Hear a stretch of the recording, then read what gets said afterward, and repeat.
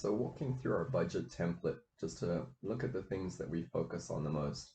First off, we're going to want to see revenue at the top. So what's your anticipated revenue? For a typical B2B SaaS company, you're looking at three different components of revenue. So how much new business are you bringing in? So this top line here. How much upsell are you creating? So new business from existing customers. And then what's your recurring revenue? So how much of your new business is then repeating on a month-to-month basis? Then factor in some sort of churn number. So you're going to lose customers over time. What does that do to your revenue? So this gets you top line revenue as a total here. You can see it progressing month by month and then rolled up over here by quarter and then for the annual basis. So this tells us roughly how much money's coming in, what our budget's going to look like, and what we can play with based also on the investment dollars coming in, which will help offset this. Then the next section we're going to look at is your expenses. So figure out, typically you've got your founders, what are you going to pay yourselves? What's a reasonable amount there? And then how are you going to grow your team?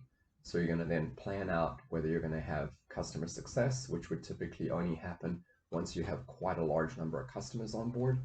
So for example, here we can see that's only happening in October. Then you've got R&D. Again, hopefully you have an MVP already, something that you're able to sell. So you can keep your existing, probably CTO co-founder building the product, and you're only going to start needing to add to R&D later on. So maybe by month 7 here, we're starting to plan for another developer. And again, be very cautious here, right? R&D costs, they're not necessarily going to bring in any revenue. So you're really going to want to invest more in sales early rather than probably R&D. Try to hold off on this pain for as long as you can. Then we have here this particular go-to-market strategy. We've got an account executive and an SDR, both starting in month 4. Ideally, your sales process has all been ironed out by here. You know which customers you're targeting. You know how you're going to sell this product.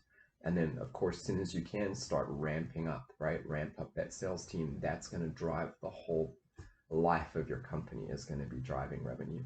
And then you've got a bunch of typically fixed costs. Some of these might increase over time. So we see a slight increase in marketing spend and then some, general administration kind of costs.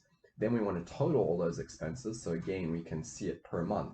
In month 1, we had no revenue, but we had 13,000 in expenses. So we're going to see a net loss of 13,000, and then the same values going on month to month. And then you can quickly see, well, based on our revenue increasing, where's our break even? When do we actually start making money instead of losing money? In this case, we've got it in November.